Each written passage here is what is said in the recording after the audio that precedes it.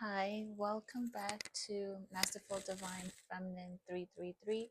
This is part three of the Twin Flame Journey series, navigating the challenges of the Twin Flame Journey. Part three is going to consist of navigating communication and conflict in your twin flame journey. So, for part one, we went into detail about understanding what the twin flame journey is.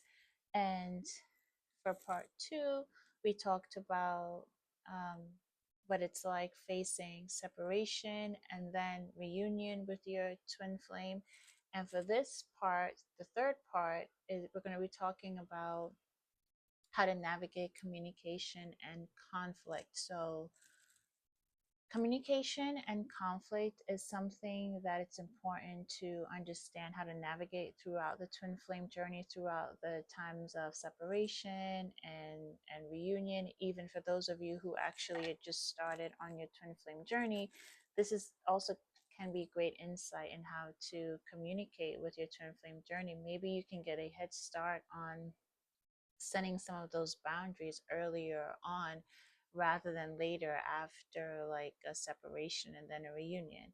So I must admit that I have been feeling very heavy and hesitant towards this reading, and I'm not sure why. I'm definitely ready to do the reading, but I felt a lot of anxiety coming into the reading, and that could be how some of you feel when it comes to communication with your twin flame. You can feel anxiety, especially if you're struggling to implement boundaries.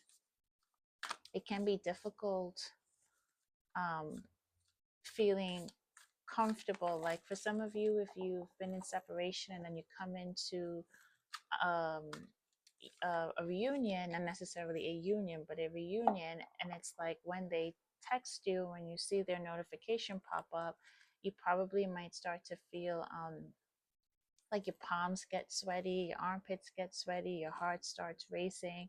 For others of you, you may feel ungrounded. Yeah, you may feel ungrounded about what to say. You may feel like you're saying too much. You may feel like you're saying not enough. You may want to tell them everything that's been going on during the times that you've been separated. And then you may also feel like, okay, maybe I need to just like not say anything at all. And then you may feel disappointed because you don't feel like they're responding to your messages fast enough. It's just a lot. It's just a lot that's happening. And this is like just text and message conversation. It's another thing when you have that in person communication.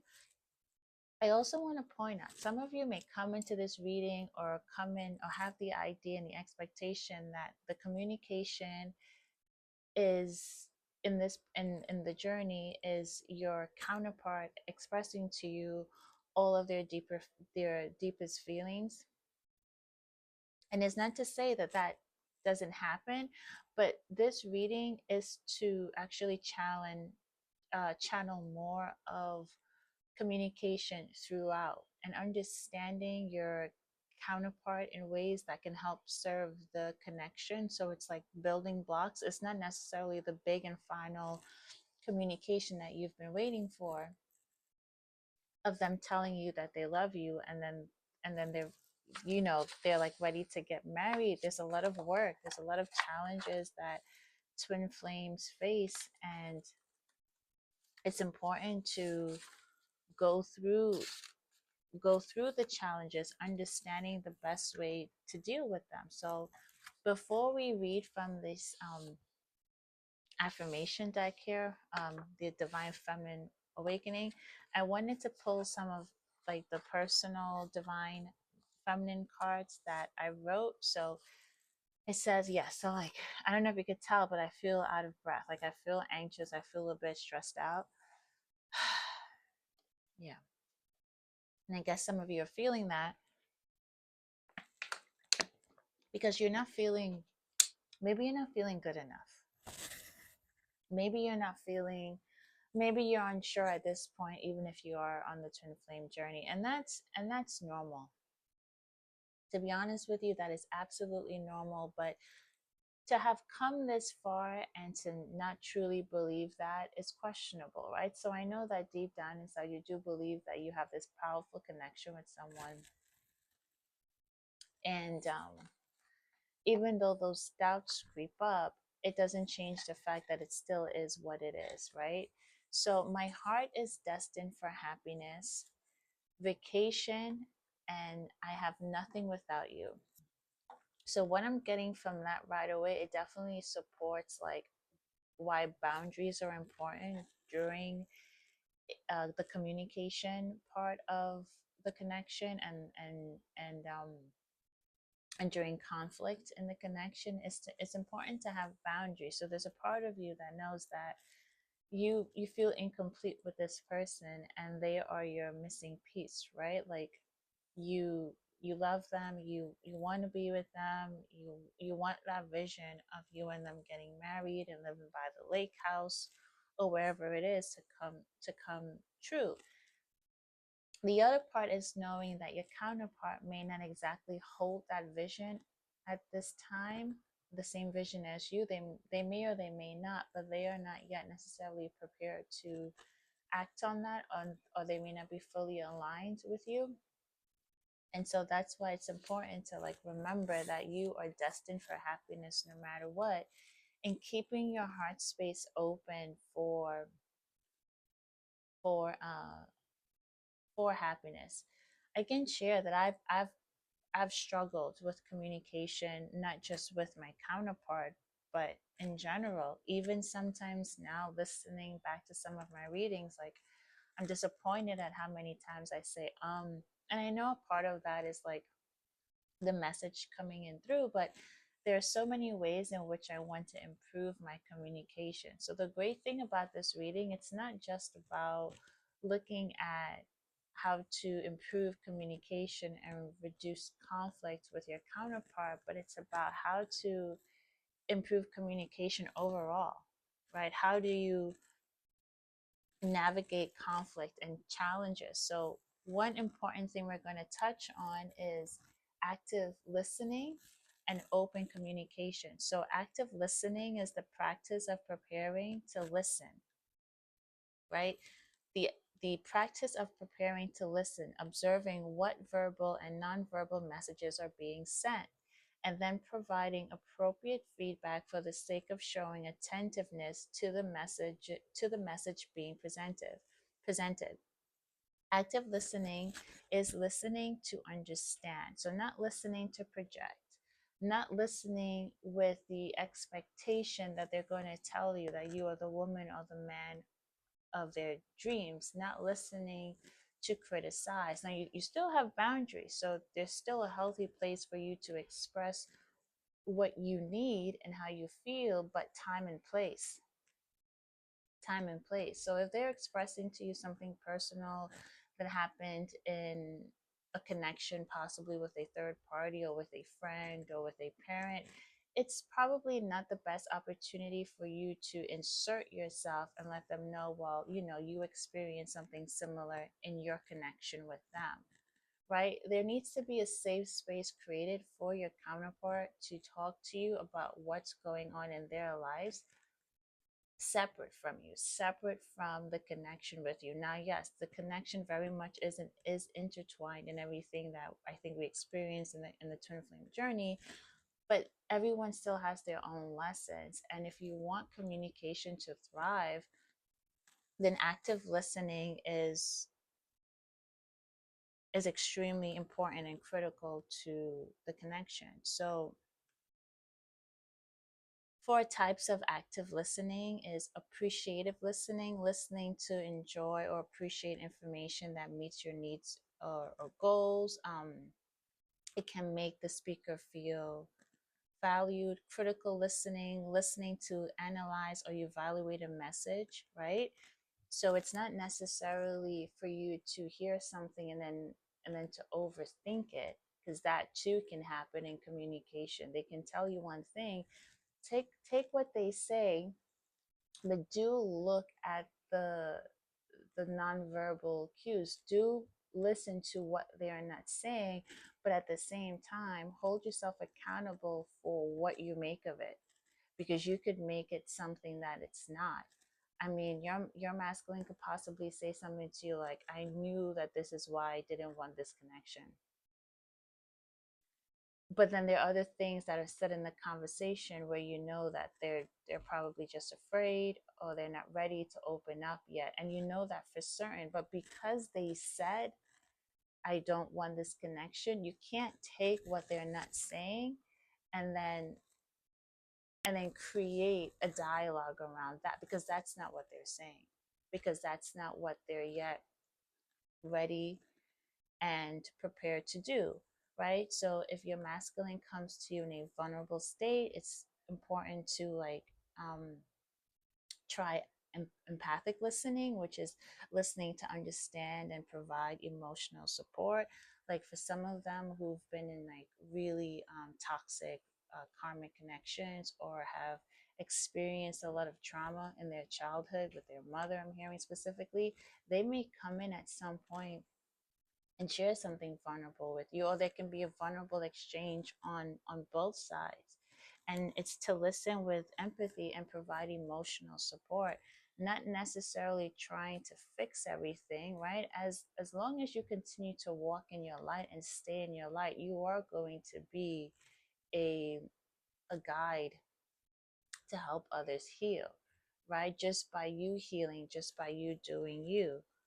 So listen to comprehend and retain information. I think that oftentimes, sometimes you have conversations with your counterpart and you're not retaining the information. One, because you're probably feeling a little bit ungrounded and anxious, as I was feeling in the start of this reading. And two, I don't know, you're just not listening because maybe you're not hearing what you want to hear, or honestly, maybe you're just so mesmerized by your counterpart. But that's why active listening is so important. Like, go in with the intent to understand what is being said to you. So this card that we flipped over earlier is connect to your higher self. Your higher self is concerned with the highest good and communicates through intuitive insights. Before taking action, ask yourself whether you are listening to your smaller self or your higher self. Your smaller self might impulsively lead you down one path, while your higher self has access to a roadmap. During the conversations with your counterpart, during the times of communication and or conflict, your counterpart more than most likely will say something that will trigger you. And it's important to ask yourself, right? So communicate with yourself. And I talked about that earlier. This communication and conflict is not just about this communication with your counterpart, it's about communication with yourself. So if you're in this conversation, you're having this interaction with your counterpart, with anybody, right? But this is a twin flame reading, so we'll focus on your counterpart. But if you're having this communication and you're being triggered, before taking action, ask yourself whether you are listening to your smaller self, right? So what are you listening to, that unawakened divine feminine? Are you listening to that inner child who needs to be protected? Are you listening to your trauma?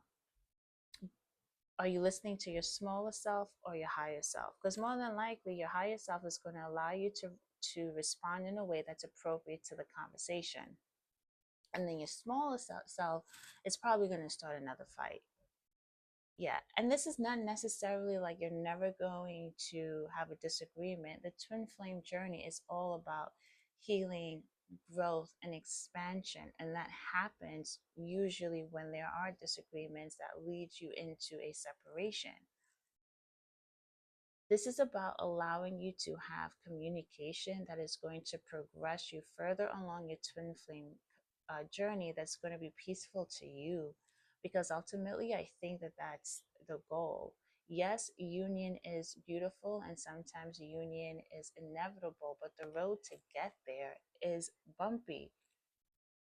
And once you get to a point where you understand that while that may be the final stop on the road, and then you continue your journey together, you are on this path of self-discovery, you are on this path of healing, you are on this path of self-love.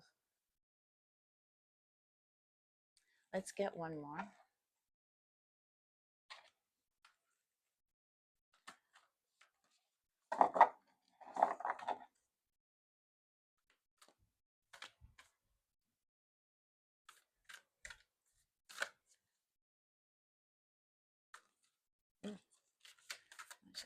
again. I'm just going to take it from the top. The deck is kind of too new, not kind of stiff. Avoid numbing out. This card is avoid numbing out. You may be overwhelmed or overstimulated lately or stressed out and emotional, causing you to feel drained and anxious. Instead of numbing out and checking out with shopping, binge watching, or alcohol, employ more engaging, healthy ways of helping your sensitive nervous system catch a break. Don't numb out your sixth sense. So don't numb out this connection to your higher self. So if you've experienced a conflict within this twin flame connection, you might sometimes numb out and just sit on the couch, watch Netflix or Hulu, whatever streaming advice you use, Paramount, lots of binge watching, and employ in not unhealthy activities, right? So you may just get a bunch of fast food delivered. You may spend a lot more money on on Amazon or wherever you do your shopping, like Costco, IKEA, wherever you just go online, Macy's, and you just shop or you go into the store. But the whole point is not necessarily the specific location that you're shopping, or the shows that you're watching. Is the fact that you're checking out and you are numbing yourself with these activities. And so it's like, avoid numbing out is to remind you to like employ healthy ways of helping your sensitive nervous system. So like during the conflict stages, when the communication is off and you're feeling off and you're feeling drained and you're feeling anxious, sometimes like the next thing that comes out of that is this numbing out. And this card is here to remind you, like, engage in activities that's good for you, right? So don't numb out your sixth sense. So what could that look like? That could look like, well, being aware, which I think many of you now are more aware of when you are numbing out. And honestly, sometimes like it might still happen, but you're catching yourself sooner than later, right? So you probably did numb out at some point, and then you're like, oh damn it, and then you may try to justify it. But like, well, I needed the 12 bottles of hand sanitizers that I bought, or whatever the case may be. So when you try to justify it, it's okay, because I think that you pick yourself back, like you're bouncing back quicker. You're bouncing back quicker, and you then begin to fall right back into those habits that you've been cultivating for how many years you've been on on this journey, right? For some of you it can be 5 or 3 or even longer, 20 something years, etc. But because you've created those healthy habits, after you've like spent $800 on subscriptions and items and foods and things that you don't need, you quickly bounce back into those positive habits that you've been cultivating in this connection, in the journey.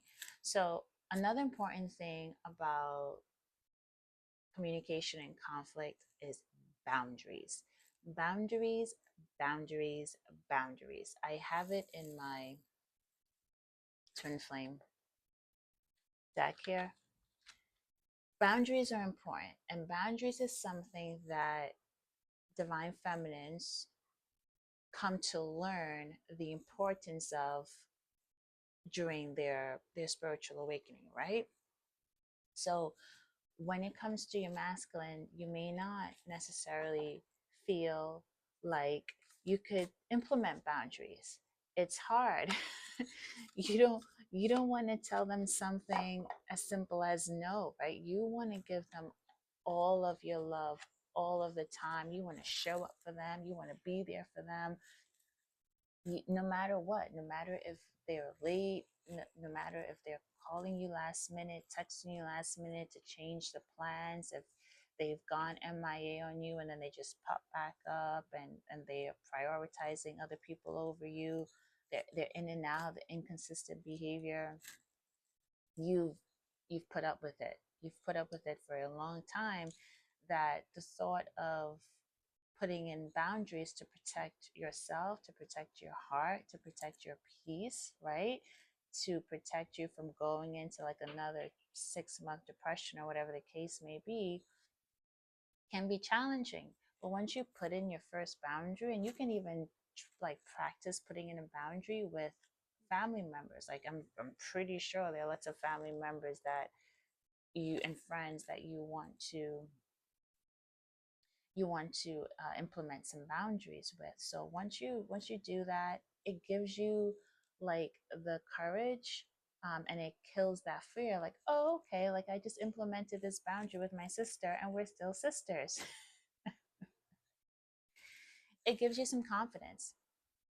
It gives you some confidence. So when you find yourself in that situation with your masculine, in that conflict, this connection means more to you than anything. But what means more to you than anything over that is you. And in that conflict, in them possibly trying to still keep you part of a third party situation and some like crazy entanglement, you are at the best position to say, no, I don't like this. This is making me feel uncomfortable. I am going to remove myself from the situation. And I know it seems extremely challenging, but you can't do it. And in a sense, you have to do it, because your counterpart will continue to run all over you if you don't start putting up these boundaries. And you're doing it with grace, you're doing it with love. And as long as you do that, a true counterpart is going to receive it that way and admire you for it, to be honest. So we have mindfully tune in and focus. Practice tuning into an issue, opportunity, place, person, or group, or option with your sixth sense. Employ gentle focus to let everything else in your mind fade to the background until what you are tuning into occupies your entire inner landscape. What intuitive hits are you knowing, seeing, hearing, or feeling? So when it comes to implementing those boundaries, it can be so challenging. You don't know where to start. You don't know what to say. I love that this card came out for us. So tuning in on that problem, tuning in on that person, tuning in on that opportunity, place. Again, it's not just twin flame, but we're focusing on that, right? So tuning into the situation with your sixth sense, so that you can allow for whatever intuitive insights to come to you. What are you seeing? What are you hearing? What are you feeling when you think about the time that, I don't know, like maybe you went out for your you went out at one point with your masculine, and you guys were both out together and you were looking forward to it, but then they ended up having like spending the rest of the night with someone else that they met in the place, or whatever the case may be. How did you feel? How does it feel when they constantly still seem to choose other people, even strangers, over you? How do you feel when you want to have the one-on-one time with them, but then they always got to bring somebody else in the mix? How do you feel? And what boundary do you need to implement to not feel that way? And you want to give your counterpart the benefit of the doubt. You want to think that, okay, we're going to hang out and it's just going to be them and I. But at some point, if they let you know that someone else is going to tag along, tune into yourself, ask yourself, how am I feeling about this? You know, because what could happen? You could go out, you could be harboring some resentment or some frustration, and before you know it, and you might actually not even be, but like the triggers are so real and so instant sometimes in these connections, that before you know it, there could be a big blow up between you and your counterpart. So there may not always be the best opportunity to tell your masculine no, but doing it is going to create so much space for you to breathe, so much space for you to heal, so much. Wow, look at this card. create open space. So much space for you to allow this journey to unfold in a way that's no longer having you depressed, that's no longer having you like not eating or binge watching and spending ridiculous numbing, right? It's no longer having you numb yourself with alcohol, whatever it is that you're numbing yourself with. Create open space. Balance just being with doing. Balance just being with doing. Emphasize arriving over striving. Now, emphasize arriving over striving now. Giving to do lists and goal setting a rest. When your schedule is very crowded, it crowds out your intuition. Create an open space by squeezing minutes or even hours into your day with nothing pre-planned. Then let your intuition set the agenda. There's power in pauses. So I love that this card came out like this, because I see that for every card. I love that this card came out. I love that that card came out. So when you are in these phases, sometimes like feminines in the communication slash conflict, right? You are like sometimes on overdrive for the both of you, right? You are the mediator in your conversation. You are the therapist. You are everything in managing the conversation, right? Like you can possibly see your counterpart trying to maybe unintentionally like start a fight, like, oh, when you came over yesterday, why didn't you silly example, right? But why didn't you offer me something to eat when you came over? Like you came over with something and you didn't offer me. Especially at this point, masculines, you are not showing up the way you used to, right? You're not over giving anymore. You're not suffocating your masculine, and that can be a little bit of a trigger for them. So they're so used to like these conflicts and always fighting, and you can see this, and now you can see it coming. You see it coming and you're like, all right, bet I'm gonna fix, not fix it, but I'm gonna avoid this. I'm gonna set clear boundaries. I'm going to clearly express your POV. You're just gonna manage the situation in a way that it doesn't blow up into another big fight. And then like congratulations, because you've done that, you've succeeded, but now you're like, wow, well that's a lot, right? That's a lot to manage in a relationship. You want to be able to have the dialogue, be like, you know, easygoing, right? Like not, and again, not that there won't be conflict, but you're not trying to be the mediator, the counselor, the person, that like their girlfriend, their friend, like you don't want to be everything in a 5-minute conversation. So this reminds you to be like, pause, right? Like now I see that part of communication too is going back within. Is you feminine taking a pause and just removing yourself, right? Not engaging as much, maybe not texting as much, not checking in as much, because you still see that there's so much work to do and you like drain yourself out with with all of the work, right? With managing like the conversation so that it doesn't turn into this epic blow up again. So communication and conflict is a lot of work. I think that's what the truth of the matter is, but it's also so critical to get these like reminders of avoid numbing out when there's conflict, creating your own space to reflect and pause and just not do anything right now in this connection, to set those boundaries, to focus in on the situation and get the intuitive guidance so you can proceed. And then this one over here was like connecting to your higher self, right? So when you're having those conversations and you may not get triggered, how are you responding? Are you responding with the scared, wounded feminine, or the feminine that's risen above so much of her conflict and her pain and her frustrations.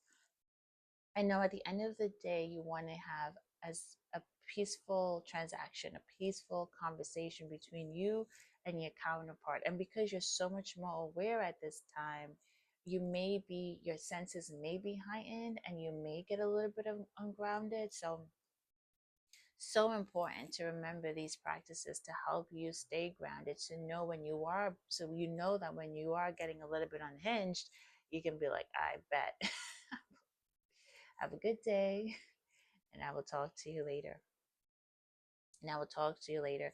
Reiki, so Reiki Rachel, I love her playlist for twin flame chakra cleanses. It really does help clear out like all of these tensions, you know, between you and your twin flame, especially if you're in that communication phase and like your palms get all sweaty when you see their name pop up. It's like filled with joy and excitement all at the same time.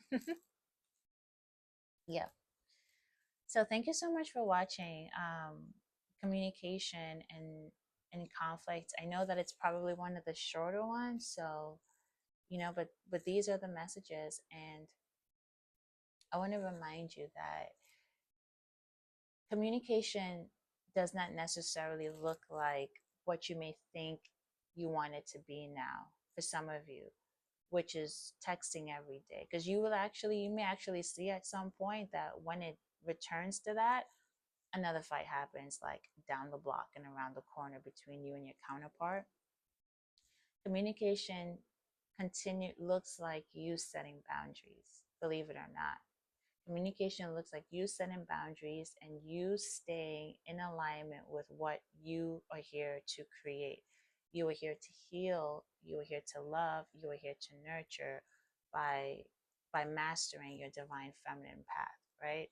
And so once you continue to stay in alignment with that, there may not necessarily be the space for this back and forth communication with someone who isn't fully aligned with you and the connection yet, but you understand that, right? You get to a place where you understand that and you love them, you love their journey, you admire their journey, you begin to have more respect and more grace, right, for all of the times that they've had to push you away and disconnect from you.